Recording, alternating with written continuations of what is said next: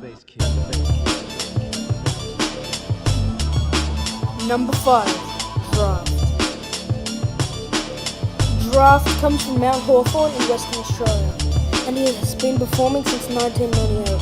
He is currently with Abyss Records. Number 4. Illy.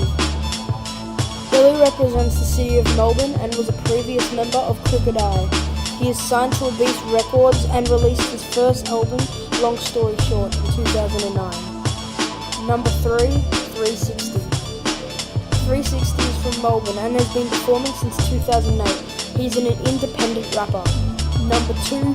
Bliss and Esso. Bliss and Esso are from Sydney, New South Wales and have been performing since 2000. They were previously signed to Abyss Records and are now signed to Elusive Sounds.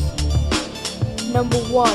Hilltop Hoods. The Hilltop Hoods are easily the most popular hip-hop group from Australia.